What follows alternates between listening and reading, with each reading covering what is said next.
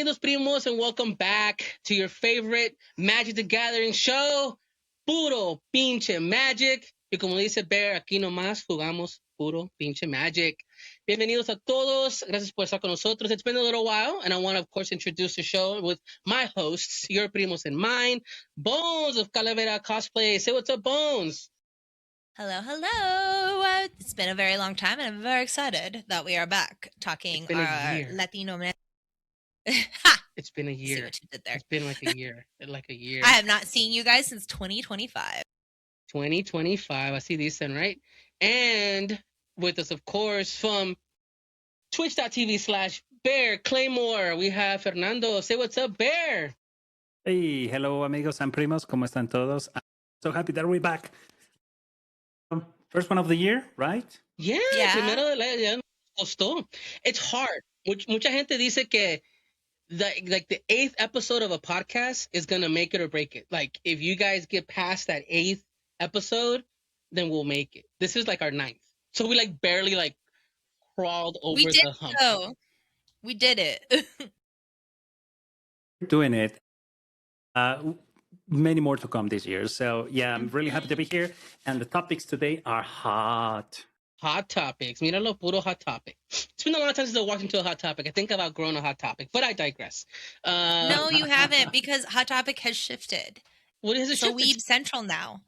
It's Weeb Central now. Yeah. No, okay. I've gotten Jujutsu Kaisen shirts. Yeah. We're old. Yeah. Go get one, Bear. You need one, Bear. I know Hot Topic apparently has one. I don't have one. I'm just gonna wear my. You gotta go to a Hot Topic. You got apparently Hot Topics where you gotta go, because it used to be like nothing but piercings and like it used to be like they sold piercings. They sold like they wanted to be like a head shop and like band shirts. That was pretty much what I remember. And now it's a weeb store. It's a little bit of everything. They still have piercings. They still have band shirts, right? But it's a lot of pop culture. So there's a lot of anime. They have Hello Kitty stuff. It's been a minute too, but I usually will like take a meander in there because I got like Sailor Moon pants there once that had patches, and they're the most amazing things ever. It makes me so happy. When they sell boosters, maybe. I'll look at it post. Hey, they might. I bought boosters at Walgreens, like just randomly. Hey, it was like what was it? A Dash booster like a year ago, being on a peg. And I'm like, Walgreens. Okay. Yeah. Cool. But hey, you know what you guys. But primos, I want to first and foremost, because remember, follow us at Puro Pinche Magic, and of course follow us here for some fun. Magic, and just thank you for everybody in the community that's checked in with us. We're not going anywhere. So we're gonna just move forward. We're not going back. But before we begin, I want to bless the stream. I want to bless the show. I think it was you guys were playing MTGO. It was on one of your Breakfast Club streams, wasn't it? Yeah, that's true. And I was like, you know what? I'm going to bless the stream, and I'm going to just have everybody kind of follow along. Who knows? It may become a regular thing. Hey, it's not blasphemous. I did my best, but here we go, primos. Let's bow our heads here. O Creator, Richard Garfield, be thy name. Lord of the top deck, protector of sleeves and shuffle decks, bless this table, these playmats, and the cafecito that fuels our bad decisions. May our opening hands be keepable, our mana bases be stable, and may we never miss land drops on turn 3. No los dejes caer en tentación de comprar otro secret lair. Give us patience, Señor, when someone asks for takesies backsies. Bless our commanders, our janky brews, our spicy tech. For yours is the battlefield, the combat phase, and the infinite combo that lasts forever and ever and ever. Amen. There we go, primos. Amen. I hope you guys enjoy that one. That's so cool. That's amazing. We're putting that on a shirt. Yeah. I was just thinking, I can already see a full text shirt, like just front like and the front and the back of it, and then like I feel like the back has to be it. Like put it like on a scroll on the back, and then we'll find something for the front. Yes, do it. Nice. At Puro Pinche Magic, let's just talk. Let's make it happen. I'm all for it, and then we'll even get like, man. But yeah, aquí estamos para hacer esto lo que es Magic. Today, we're going to talk about, some of our pet peeves while playing the game, some of the things that we recognize que nosotros hacemos como jugadores that maybe we shouldn't be doing. I'm kind of not saying I'm not on my best behavior when I don't bring my tokens and I have to use a fucking quarter or I have to use the back of a card. I see Bear's face already grimacing when I said that. But yeah, one of the pet peeves that we have here while we're playing the game and things that maybe we should be better about. But before we do that, Bear, Bones, I don't know if you know this, but I'm a very big Ninja Turtles fan. I'm very, very big Ninja Turtles fan. Comic book fan, and I'm excited about the Turtles, and they released today some spoilers for the Turtles, the Secret Lairs coming out. Me being the fan, before I jump in there with my opinion, what do you guys think about the stuff they've announced, Secret Lair, and the Turtles? I know we've talked about Universes Beyond, but at least it's always exciting when they spoil some stuff. What do you guys think so far on the Turtles? Let's go ahead. Go ahead. Take it. Say I haven't been too keyed in. I won't lie to you.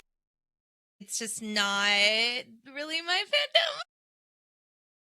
I do really like I know people gave the pizza lands a lot of flack, which I don't think that was necessary. Like I actually thought they were pretty good. It reminds me of the Howling Salt Mine shirt that they did in Chicago. Yeah. Like they have one that says Howling Salt Mine, and they have a pizza with all the little toppings, like the pepperonis, a mountain type of thing. So I was like, I thought they were fine. Like I thought they were good. I do think the the rooftop lands look really cool. Got it. They're fun. Bear, what do you think? Yeah, well, I mean, you and I, Fred, are probably in the same age range. Well, I know we're in the same age range. So I did watch the original Teenage Mutant Ninja Turtles. What is it? Cartoon? Yeah. It's not an anime. It's not an anime. Wanted to be at a certain point a try, but it's not. It's a cartoon. It is a 80s, 90s cartoon. And they're on the other end of my apparent sleeper agent of being triggered about that. So he's like, do that again. Yes. Yeah, I'm being careful. But yeah, I'm definitely I'm going to say I'm a fan of the original thing. I didn't follow anything that happened afterward.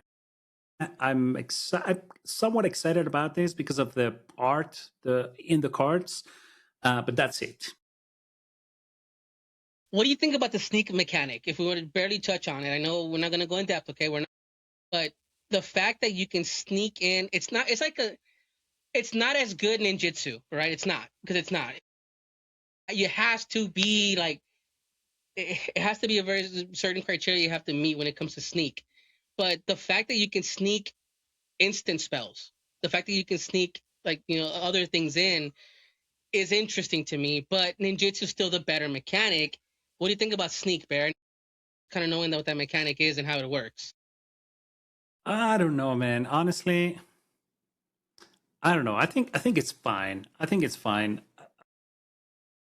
What I like about the design process or the thought process for the design team is that they're probably making sure that new mechanics are not easily broken by players. Sometimes they miss the mark.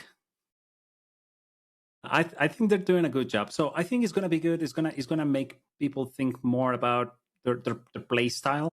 But yeah, I don't know. I would need to try it myself to see if it's really worth it. It looks cool. I'm a fan. I'm excited because, like you said, the art, the treatment look cool. I'm gonna be a picker and chooser of what I pick up. Honestly, I'm gonna buy singles. I probably won't pick up the Secret Lair because I don't think that I'll have to pay that much for them. I'll be honest with you. I don't think there's a lot of fanfare for them. But as a fan, I'll eventually get the ones I want. I don't think every card is a hit, but the ones that I really want to get are the cartoon version, because they are making the art style of the cartoon comic books and then kind of the newer versions that came out in the movies. So yeah. I would love to collect the Saturday morning cartoon versions of Casey Jones and just I'm a fan. So that's where I'm gonna go, and we'll leave it at that. We'll leave it at that because that's kind of what we're doing. But in other news, I wanted to bring this up too. Did you know, Bones, It is 30 days, 3 hours, 8 minutes, and 54 seconds until you get to watch Snow the product in your town. She has to. She says she's making a sign, everybody, to get Snow to play Magic. So we'll see. Hashtag teach Snow Magic. Remember that. Yes. Tag her, everybody. I just need to go on one of her live streams and just because she'll respond. See if I could just sneak that one. Yeah, we need more Latinos playing Magic. We need more Latinos playing Magic. Yes, actually, I have like semi talked to somebody here who like someone who's big on TikTok in the Arizona community, and it's Migs of Arizona, I think is his whole handle. And essentially, he's a Latino in Arizona who is highlighting Latino owned businesses in the Valley. So he'll go let you know, like, this is so and so, this is like, they're all Latino. He also does the opposite when he finds out that there are Latinos who are owned businesses that support causes that are very bad to Latinos, and he's just very vocal about it. And he popped into my chat, and he was like, "I want to play Marvel Rivals," and I was like, "If you want to learn to play things, you should learn to play Magic." And he's like, "Actually," and I was like, "We need more Latinos." There you go. Come here and play. play. Start the movement. Let's teach people Magic. Latinos learn Magic. Latinos learn Magic. Let's do it. So when we Teach learn how Latinos to play Magic. There you go. When we learn how to play Magic, we end up picking up some good habits. We also pick up bad habits. I want to just kind of go into our topic here. I'll start off with Bear. Bear, we mentioned that we're going to talk about things that we see as we play, or even things that we notice ourselves do. Like, what are some of your pet peeves that you see others do, or even yourself when you play the? Yeah, I guess I want to talk about myself because this is something I do, and I kind of like cringe when somebody doesn't because I don't know. I'd like to think I'm a very structured person. The way I play, normally you have your play mat, and then I cannot play with my lands in any other place of my play mat but the bottom of the play mat. They have That's to the be correct there. way. The middle part of the play mat has to be only for permanents that are not creatures. Only. No creatures in the middle. Creatures go at the very top of my playmat. If you ever see any of my games or play with me, you'll notice that I have lands on creature permanents and then creature permanents at the top. That's the way I play it, and that's the way I think everybody should be doing it. I don't know why you don't do it like that. I get sometimes the battlefield gets a little bit. Yeah, that's one of my things. I don't impose that on anybody. I never do, but I can't help but noticing when somebody plays with their lands at the top of their playmat, or I've never experienced another person do that. I've seen that more than I actually don't more think than I that's want like to. actually legal. I think people do Like, it I to think fuck you with you. could. I don't think you can, because that was the whole. And I could be wrong. Somebody please fact check me on this. Like, I think you could actually call a judge ruling on that, because that was a whole thing about one of the Pro Tours. There's a Really? card. Yeah, there's a card that is technically a land, but it's a creature. Oh yeah. In one of the Pro Tours, it was like essentially like it's been a minute since I've listened to this or like heard the story, but it was one of those things of they moved the lands to the bottom so that it was a clear distinction of land and creature, because there was ambiguous like somebody attacked not realizing that land was out there that was a creature. Yep. It felt like it was like sneaky. Like, I think after that they made it that like by per regulations you have to play with your lands at your bottoms, and I could be wrong. That's like what I thought was the result of that. I mean, It's there's probably no. true. Let me know if this is a land or a creature. It's a creature. It has a toughness and a power. It is. I think that's exactly it. So This is the one that caused the issue. Yeah, if it's like that, your lands have to be at your bottom and at the bottom, and if it's a creature, it still has to be at the top. Yeah. Correct. Yeah. I will have to look it up. It is true. It's Dryad Arbor.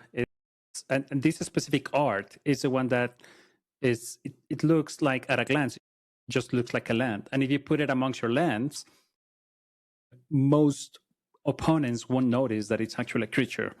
So But isn't I it heard where about people that say too. that isn't it something about because like like Yu-Gi-Oh has zones. Like you have to put cards on certain zones. Magic has always been very free, but hey, you have a huge battlefield, you have 100 creatures, you have 100 creatures, right? However you want to dictate that. It does bother me, and I don't want to be rude. I think we're so okay. I think we're so worried about being, cordial or just kind of decorum that we kind of let things slide a lot. I think we talked about this, Barry. Hey, like let's just be competitive. Let's play the game how it's supposed to be played. But because we're trying to be casual, we're trying to be nice, we kind of let a lot of things slide. And I've played against people that put their lands in the middle and their creatures at the bottom. I'm like, stand like how are we gonna fight? Oh, because I'm gonna pick up my creatures and put them up top. Yeah. Why didn't you just start with that? Yeah. Start there. Why are you making it more complicated? And not only that, I'll jump to mine and we'll go back to you to finish up if you have more. But for me, if we're on the conversation about placement, tap your fucking land. Don't do like a 35-degree angle. Like, no, like I need you to tap your land. That bothers me. Like, I make sure that I tap and I I can't do it, Bear. I'm sorry. I have to say it. I'm saying it. I don't know. I can't do the 30-degree, 45-degree land. Yeah. No, Okay, I found it.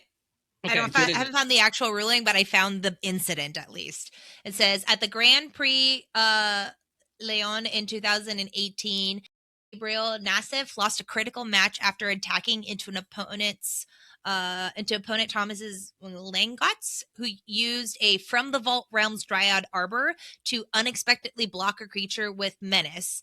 The creature's card, which looked like a regular forest, caused confusion, leading to a new tournament rule requiring Dryad armor to be placed with creatures. So I think that is after that the rule changed due to this. Wizards implemented a rule requiring Dryad armor because it's a creature to be placed in the non-land battlefield area during competitive play. So I think that's why when you look at Learn to Play mats, like they have like drawn out play zones, it says battlefields and then it says lands at the bottom. Yeah, because of that. So true. that you have distinction of this is a creature, and I think that's technically if you earthbend, like if you earthbend anything, your card technically should move from the bottom to the top. You can still tap it, but it should move zones. Because it taps and moves, doesn't it? If you earthbend. So it taps and moves, I think. Yeah, I think something like that. But like you shouldn't keep it with your lands. Tournament like rule wise, I think you have to move it out from your lands and put it with your creatures. Yeah, that's a key thing for tournaments. That's the tournament rule in particular. But I don't think Magic the Gathering on its own has rulings specific, like telling you which zone to put your cards on the battlefield.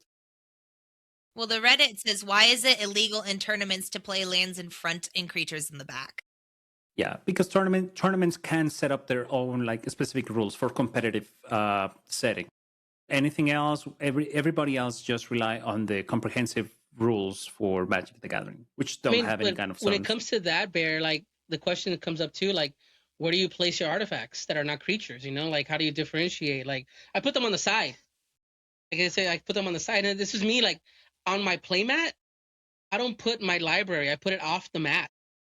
And I'm gonna put it on the side, and my graveyard's off my mat. My mat is my battlefield where I put my lands and my thing. But I move that. I don't put my library or my graveyard on my mat. I put it to the side. Okay. I don't want to confuse. Because I put artifacts on the mat to the side, on like the right hand side, or the left hand or right hand side. That way, I don't confuse anybody. Hey, these are my artifacts that are here, or enchantments, my tools, and then here are my creatures, and here are my lands. So I am a little particular. I'll give you that. No, I hear you. And like you said, like pretty much every other TCG game has specific zones. Mm-hmm. There's no way around that. I think I've never played Riftbound, but I think they have specific zones where you can put your cards. One Piece has zones too, and so does Digimon. So I think this might be a good feedback for Wizards and say, hey, Wizards, can you please pronounce yourself on what zones things should go in so that everybody can do the same. I did look it up. I haven't found the thing, but it is like in all tournaments, not individual tournaments. Yeah. So like Wizards has a ruling that like there is zones for your lands and your creatures. Yeah. But again, that's for tournaments, right? And any sanctioned tournament on Wizards should follow that. So I think by then, by that logic, if it's tournament legal, then it should hypothetically carry over to all of Magic. Because if you're so like I always say this is whether or not you intend to ever play in a tournament, you should, unless there's like house rules. Hi Bella. Oh my goodness, she just booped the back of my arm. It's one of those things of like, unless you're having house rules, like you should be playing as close to tournament legal as possible.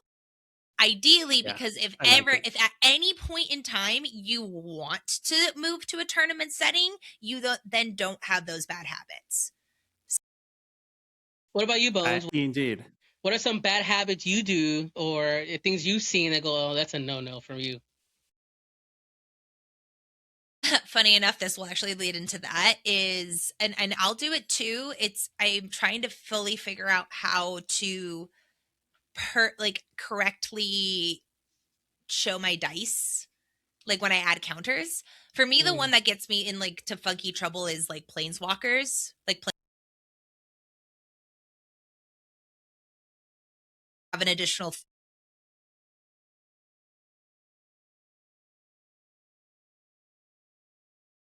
like being clear about how you're placing your dice. So we had this with a friend who's been playing for a very long time. And I think that was the moment where I was like, whether or not I'm ever going to compete in a legal tournament, I should play in a way that if I ever want to do it, that it becomes a little bit more natural. Is we had a friend who put the dice down next to each other to symbol power and toughness. Okay. And we were like, I was like, I understand what you're talking about, but that makes it so much more confusing. We had a whole debate about it. And I was like, it's not a problem because you guys play table Magic. But I'm saying is if you go to like Friday Night Magic, if you go to any place outside of this play group, people are going to give you flack for it. And it's not, you don't need to change, but just be aware that that is a thing. Definitely the dice. Wow. Dice for me, I think that I have a thing of dice, right? But what I've been looking at maybe investing in, because here's the thing, it's expensive, like it or not, because we make it expensive, right? Because we buy stuff, we buy cardboard. My son makes fun of me when like expensive. I mean, what? I mean, yeah, we buy little tchotchkes and we buy cardboard and sleeves, right? When it comes to dice, I think I need to invest in the dice that actually have like the mechanic on it. Like this is trample, that says infect, like the actual die or markers that say the actual ability on them. Is at times I'm like, okay, this guy has +1/+1 and trample, and we just got to remember that, you know, because I said it. I need to buy those little markers, or I have to put something else like a little bead and a die that has like ++1. They're like, okay, but what ends up happening? 20 minutes in, you're like, hey, hold on, hey, Freddie, does that have trample and what? Why is it a 2+2? Like that, I think I need to be better about. Yeah, I would say look into Infinite Tokens. Megan has little like there's two things. She either has little like discs, like little flat discs so you can write trample and like you can write things on it, or Eli bought little like half like tabs that you can write things on. So I did that with I did it at pre-release. I can't remember the card, but there was some mechanic in it's like foretell or something that's in the new set, and I can't pick up what it is. Airbending? But I remember like this. No, it's in Lorwyn. It was like something that I knew like the person needed to like remember this. So I'm thinking just foretell for now because I can't think of it right. But like basically they were like, okay, and this goes off here like on an adventure or something. And I just took one of those and I wrote it and I said, here you go. So that it was like there still visible for them to remember that. Oh, I think it was when you show something and then it gets exiled. Wow, my brain's just not. Oh my god, I hate you right now because I know what you're talking about. It's like right there. Not Hideaway. No, they do it with elves a lot, where you show an elf or you something from your hand. Yes, thank you. Oh my god. I was like, "What is it?" I almost said bestow because I played with Springheart and Itaku last night, and I was like, "It's not bestow, but it's close." Yeah, so they beholded an elf, and because of that, the elf went into exile. And I just wrote little like I wrote behold, and I like gave it to the gentleman, and he was able to put it on top of his elf, so that he could always be like, "Oh yeah, that's there for a reason." So those are really nifty to have, and then you can make whichever ones you want. So for you, it's dice placement. That's your thing. That's your like. I need to be better about. I definitely need to be better about that. It started with, and like to your point of later on, you're like, what the hell is it started with, of all things, Raga Draga, of when I first started playing it. Because when Raga Draga gets on the field, it gives all my mana dorks a +2/+2.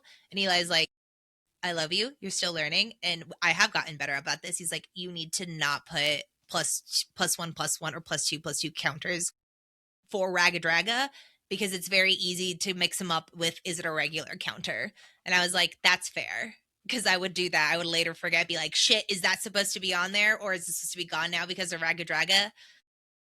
For a while, I did specific Raga Draga dice where I had dice that were only for that +2 that Raga Draga gave.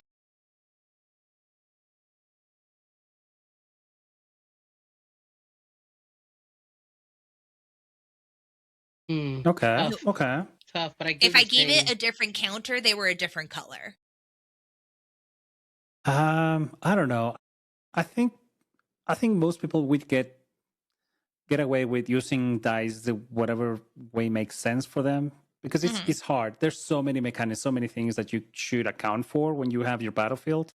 And I think the best thing to do when you're on the other side is ask, hey, what does that mean? What does that dice do? And then just have a good communication while you're playing.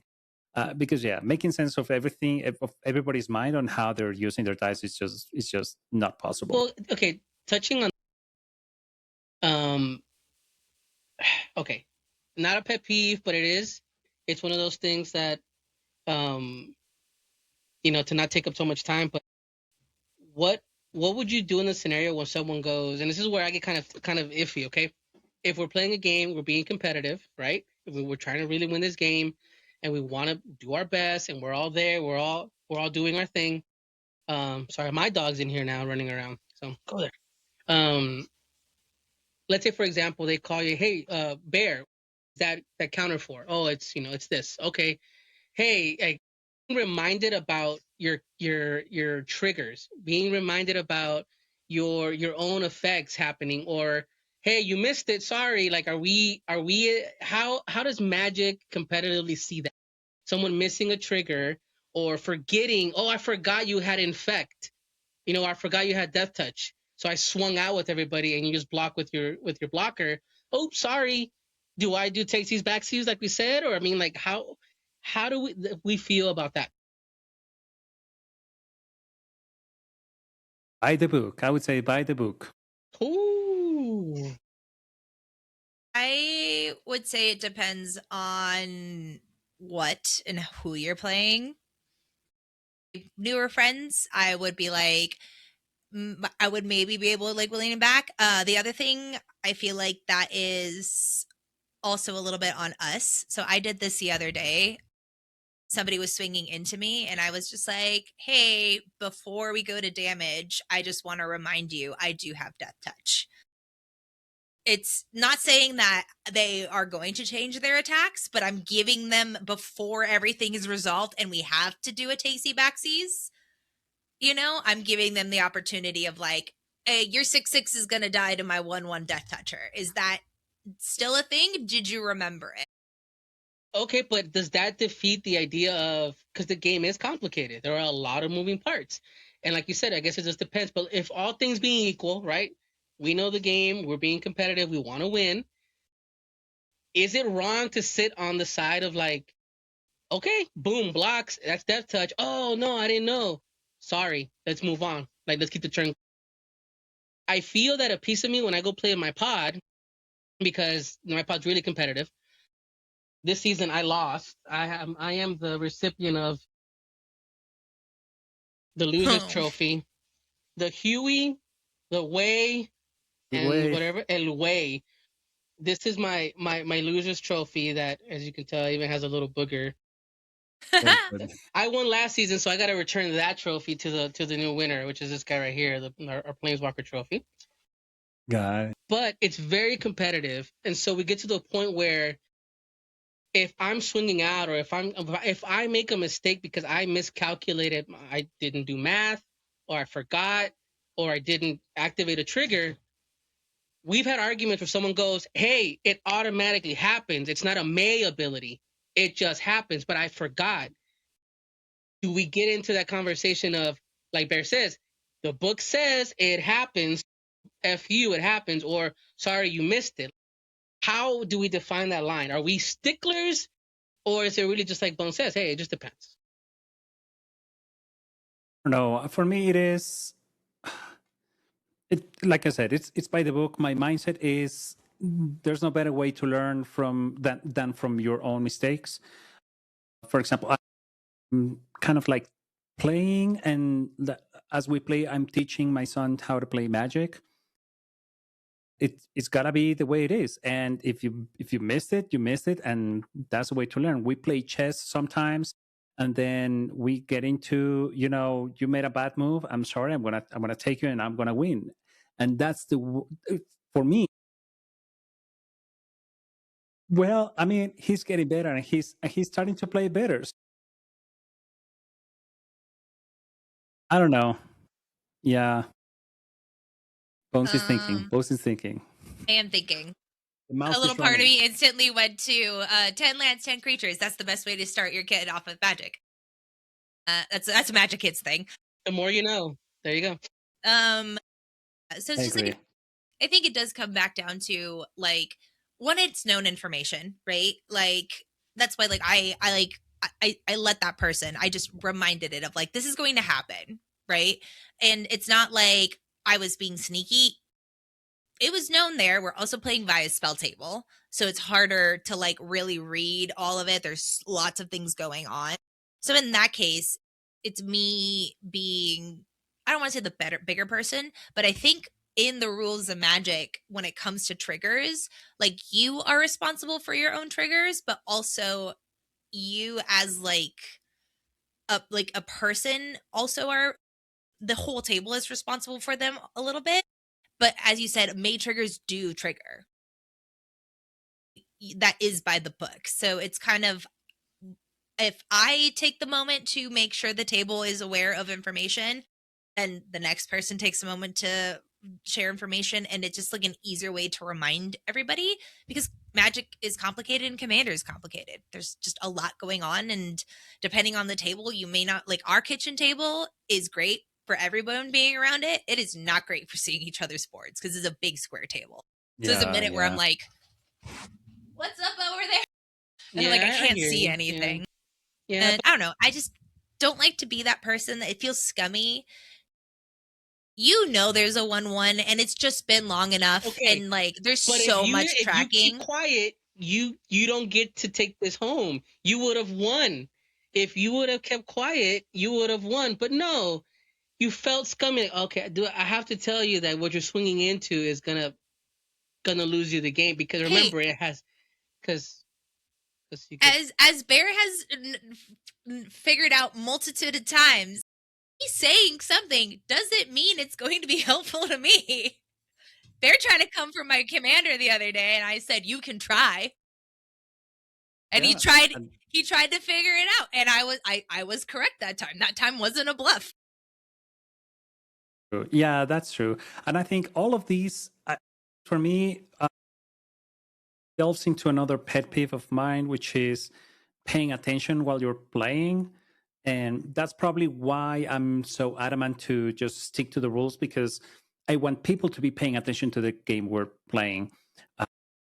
People have their phones or the screens up or whatever, and that's fine. I'm fine. I guess I'm gonna. Are you though? I can see your down. face going like, I think I'm fine. There's like, oh. I guess I will give a couple of chances to people, but then if it's the fourth time, the fifth time you're asking me what my creature does, or if it's the fourth time you're asking whose turn is it, then you're evidently not in the game. And that's when I probably shift into, okay, well, this is what happened, this is what we did, and you probably lost your creature, you know? Deal with it. You know, because I think it's reasonable to say like there is a certain amount of things. I'll give you one takesy backsy. Like everybody gets one takesy backsy because it happens. Things get complicated. I'm not gonna do it again. Especially when it's competitive, right? Like, okay, even at the casual level, a game that has winners and losers. Like I think Bear, we've talked about it, even Bones. Like, sure, we can be casual, but at the end of the day, we are playing a game that will have losers and winners, right? You can be my best friend, and you're gonna be the saltiest dude at the end of it. I've made the conversation where I walked into the table and I said, I shook everybody's hand, and I love it, and I go, apologize for what I'm about to. I literally walk in and I fucking wipe and I win, and they're like, oh, you know, that everybody makes the face or whatever, but I'm like, and then they're like, no, I mean, I've seen people literally get up and like just get super angry, and I sat there and I was like, you know what? This is why I had to keep reminding them. This is why we spend money. This is why we invest in our decks. So we care so much about what we do. If it's gonna be like this, then maybe we shouldn't play. But obviously, you know, they calm down. Their emotions, their emotions are high. They're wound up. It takes a moment. Yeah, it takes a moment. Yeah, I agree with. I actually have two pet peeves, and one that actually would lead well into our next segment. But the one that doesn't lead into it is, I hate when people rearrange my board. Yeah. Well, I don't mind people taking a card, right? Just let me know. But I've been trying this new thing. So my friends got into Magic, and they go to a different local games, and somebody introduced them to this way of like playing your cards, and I don't like all of it, but I like some of it. The one that I like is that they got in the habit of whenever they play a card that doesn't have haste, they turn it for one turn so the table can read it. So like we're at pre-release, right? I have a card. I'm trying to think. This Soul Ring, right? So normally it would go in like this so I could read it. Sure. Well, they got in the habit of they play it like that. This is not a good example because it's an artifact. So it lets the person across read it without having to read it upside down. And then if it's a creature, it can stay like that for one turn, like symbolizing that it's got summoning sickness. And then when it's my turn, I just then turn it, and it's always the right way. So I like that it gives the person a minute to be able to read the card rather than trying to read it upside down. It's just there, and they can kind of read it as much as they want. At pre-release, every once in a while, somebody will turn my card, and I'm like, it's like that for a reason. And they're usually really nice about it. They're usually like, I'm so sorry. They're like, I just saw the card upside down, and the like primal part of my brain was like, I must turn it. And I was like, okay. I will never reach across the table without asking. Mm-hmm. I've had people reach and grab a card. I'm like, are you gonna run off with it? Like it's that quick where I'm like, they grab it. I'm like, whoa. Like, it's not that my fucking Llanowar elf is gonna lose. I'm gonna lose my. But it's just like, hey, chill. Like, just ask, dude. Can I see your card? Just, oh, hey, can you repeat what it does? Like, because I like to announce my card. Okay, Llanowar elf comes into play. It's a very universal card, but I'll say, hey, taps for green. Just in case someone doesn't know what a Llanowar elf is. That's how I play. You can ask, hey, can I see that card real quick? But they just grab my card. I freak out. I freak out. Yeah, but people, in general, the rule is don't reach out to grab other people's things. Not only Magic cards, don't grab other people's stuff. That's it. Or ask. Yeah. Yeah. What's the word? Consent. Consent is important, even at Magic. Yeah. Make sure you. I haven't had it a whole bunch, but that's like the new one of like subconsciously people see it. So I actually have a like this would be a perfect one. The Swarmyard Massacre, because it's got a chunk of like text. So that's one of those cards that when you play it, like it's also not a creature though, but like if you have a card that has a bunch of text, like playing it out for one turn lets people be able to read it as much as possible. So I was like, that's actually not like a bad idea. But yeah, subconsciously people see it and they just like reptile brain takes over and they turn it, and I'm like, but it's like I've been at public events where thankfully most people are human beings and just go, what does that do? Could I see it? Most. But they don't get like a savage that just kind of has Cheetos all over his fingers and like grabs it and it's like, oh, okay. Or he goes like this to the card, like pokes it while it's on the table. Like, okay, I'm going to attack this guy and that guy. I'm like, oh my, if you tap one more fucking card, like if you poke one more card, I'm going to break that finger. I promise you I'll break that finger. Yeah, I don't know. It could be a land. It could be $1 rare. It could be whatever. It's mine. Be a little conscious. Sorry. Yeah. My rant. No, you're all good. And I would say this is 100% something because I am married to Eli and it's Eli's pet peeve and it's become my pet peeve. Is when people will put the same like one card in every deck and then be like, but I'm trying to be original. And I was like, if you have to proxy the same card, I do not mind proxies, especially if you're doing it in a proxy tournament, right? But if you're telling me you're proxying the same card like 6 times because you want to have it in all your green decks, I'm like, we have to, like, there is so many cards out there. So many cards out there. It was like, why do you need, what is the big one? Like, imagine if people were proxying Gaia's Cradle to have in every single one. And it's like, no, go find a different card. Yeah, I get you. There's so many cards. Like Cyclonic Rift, right? People in blue always run a Cyclonic Rift. It's almost expected. But I have 2. I don't have 12. You know, like I will try to pick, you know, what is it? Ether Snap or something else, you know, like I'll find an alternative version, which is why Magic is so big. And I know maybe we talked about doing this in a bit of a later date. Is for these hot cards or these big cards that do exist. There are alternatives. And there is something satisfying about looking through your kilo or looking through your bulk and going like, oh shit, like this does something cool. Like I can use this instead of, you know, like it doesn't have to be the same 12 cards or the same 3 cards always being run through your deck. So I know we'll get to that point. A pet peeve of mine, kind of touching on what Bear was saying earlier, and we've all been there, is, well, 2 things for me that I do, and I'm bad about it. It is not, I need to be good about, I'm so worried about the board that I don't look at my hand until it's my turn. I'm just putting myself out there. I'm so worried about the field. Look at Bear. He's like, no. Like, I'm looking at the field. I'm paying attention to the turn. Like, what's he doing? What are my creatures doing? Until and I'm better. I'm getting better. But I used to come back to me and I'm like, now let me see what I can do.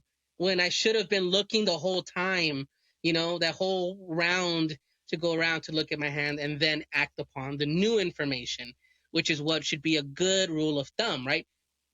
Look at your cards. But for me, for the most of the time, I sat there like, okay, cool. What does that do? Okay, cool. And then my turn comes around. I'm like, to the point where my pod had to put a clock on me at one point.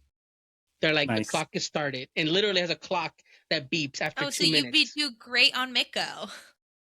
Yeah. Oh, yeah. I'd be good. I'd be great. What do you guys think about that?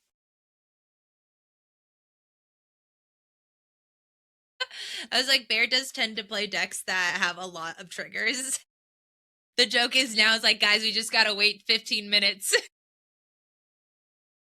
But it's fun. Like, we talk about janky decks and fun decks and complicated decks. Even like, I want to do the cool thing, you know. But if I don't pay attention to what my card does, me estoy perjudicando yo mismo, right? Like, I'm hurting myself at the end of it. You know?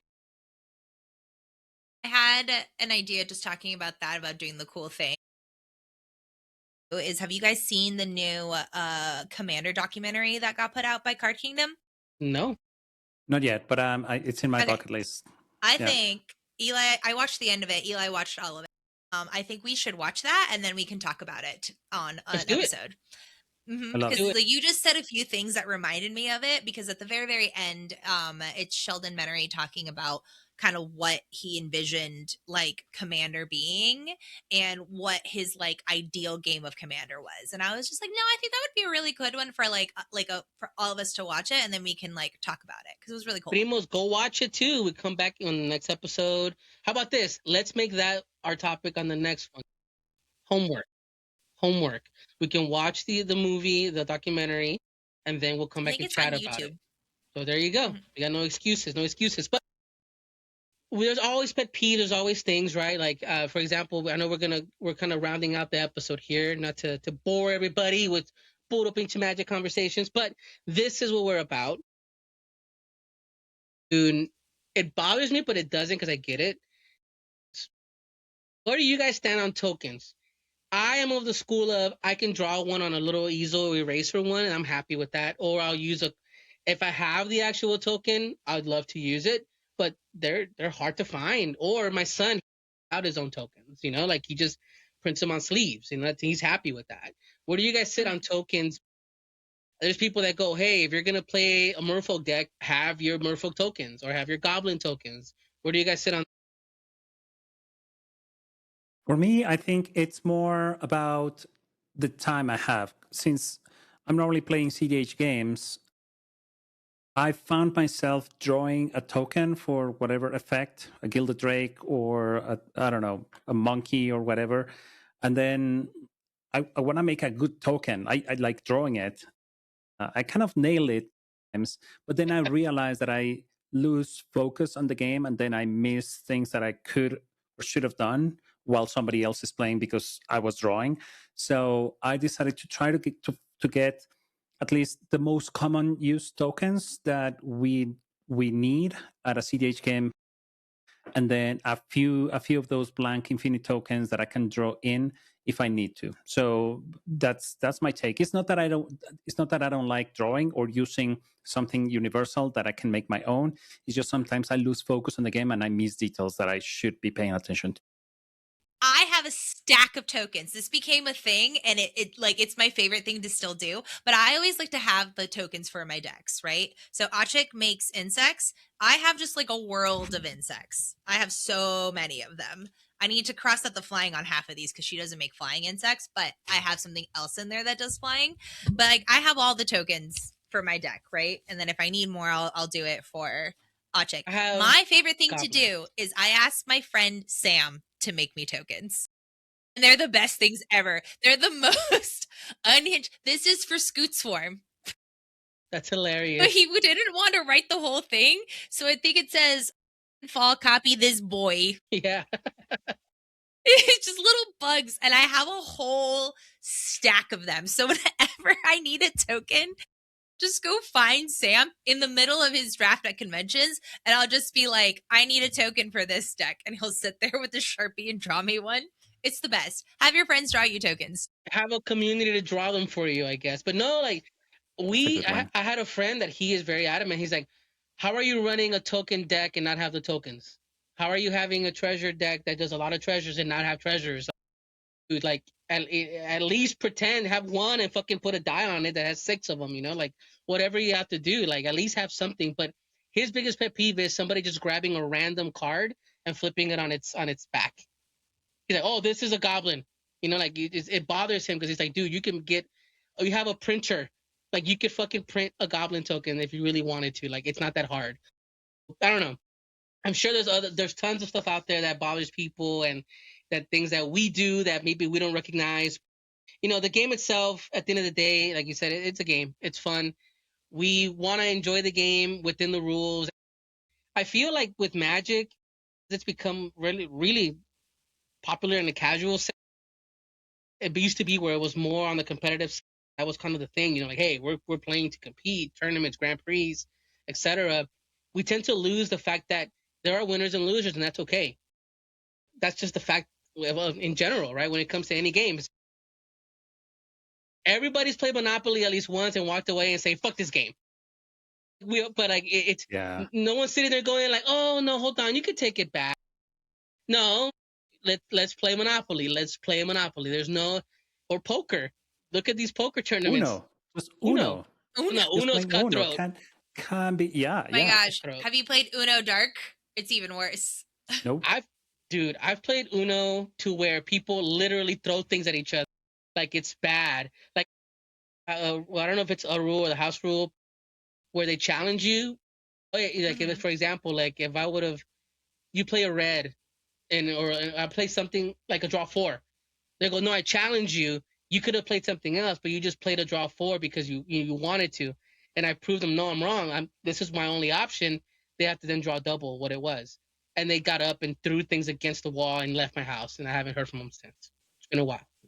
So we like to do the stacking, and that's the thing. So Uno Dark, what it is, it has like a flip version.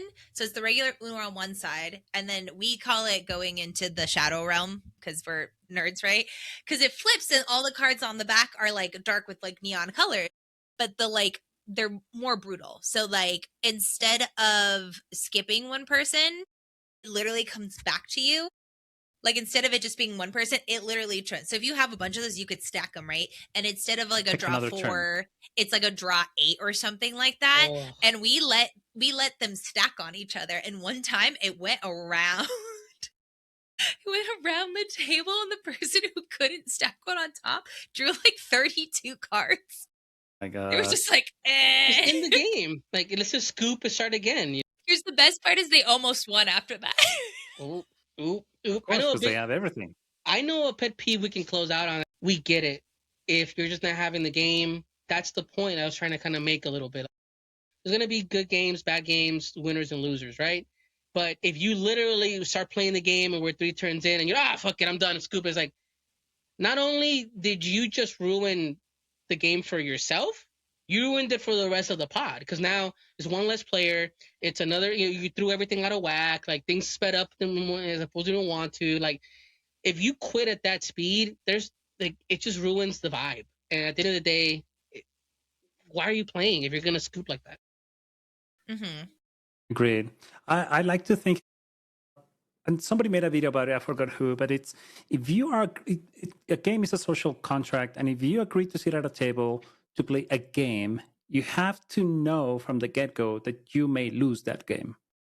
So if we all have that mindset, then there shouldn't be any scooping at all, in my mind. But again, emotions run highs, and you never know what's going to happen. Well, Primos, I want to just thank you guys for watching. Bones, go ahead and tell Primos where they can find you, what you're about, what you do. I know there's rugs involved, but, feel free so the Primos can follow you.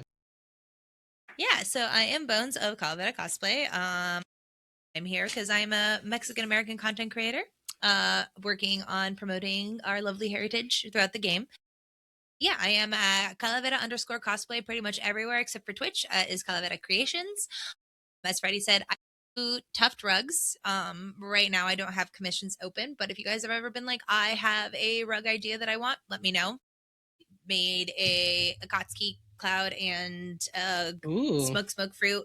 So, yeah, they're pretty fun to make. But other than that, magic-wise, I am going to be a featured content creator at Vegas in May. So that's going to be super fun. I'm going to be volunteering with Magic Kids that whole weekend. And if you ever want resources on teaching kids magic, just look at magickids.com. We have a million ways to kind of ease into that.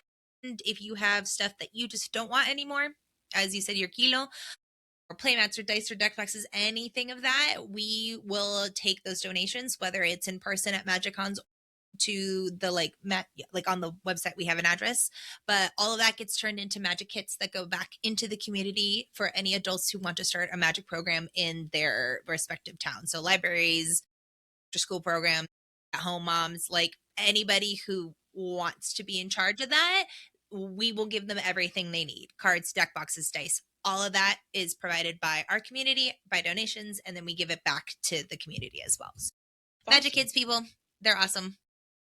There you go. And plus, go watch her play Kingdom Hearts. She's getting through Kingdom Hearts 2 right now. Yup. I'm going to do that on Friday. Interesting. And Rivals on Monday. Rivals on Mondays, which, by the way, I don't know. I watch it. I enjoy it. but I don't play it. Maybe one day I'll jump in because I think I was burned with Overwatch and I kind of walked away from it. But hey, that's just me. So you say. So you say. Ash from Pokemon? No, Ash from Overwatch. Oh, okay. Sorry. See? It's Elsa Bloodstone. She literally has the 2 shotguns and her ult is essentially Bob. She has like a thing that she sends out, but it's better. There you go. For your gaming, go see Bones. Bones on Twitch. Creations on Twitch. Creations on Twitch. Barry, what about you? Where can the people they can find your content and what you're all about? Pretty easy. Go to berkeley.com. There's all my socials there. You can join my Discord server. I play CDH pretty much every Friday. So if you wanna come play with me live, sign up, join my server, and we can jam some games. Also, Bones and I were part of the Breakfast Club. So if you want to see content creators playing Magic the Gathering online and messing it up every single time, come watch us on Wednesdays at 9 p.m. Eastern. It's a fun time. The platform is, you cannot really see the platform really well. We do our best to narrate what we're doing if we're not complaining about the platform itself. We're not complaining about anger. Anger. Yeah. Anger the card or just anger in general? No, anger the card. I had a whole fit last week about anger. Go watch it. Go watch the Breakfast Club, Primos. Ben, Primos, I'm your Primo Freddy here. Of course, this is a puro pinche magic, and of course, I'm part of My Primos Productions. If you like Latino centered pop culture opinions, movie reviews, comic books, everything in between, interviews with creators from honestly all over the world. We've been blessed to have a lot of primos from all over come with us and share about their content, share about what they do and why they want to uplift in all facets. So definitely check out My Primos Productions and My Primos Podcast. But here at the end of the show, I want to thank, of course, Bones, Bear, ustedes por estar con nosotros. We do this show because we want to highlight our Latino. There are great shows out there. Remember, follow, of course, some of the podcasts that I follow, Magic con Eñe. They're a great show. Go check them out. Also, of course, we have Magic es para todos. Magic is for everybody with the One Land Hand team in Tijuana. And check out their socials up there with Ladies the Gathering. And just please be more support each other. Because if we can join together, if we can just push and help each other along, that, my friends, is magic that we're all about. Aquí en Puro Pinche Magic. Cuídense. Hasta la próxima. Adiós.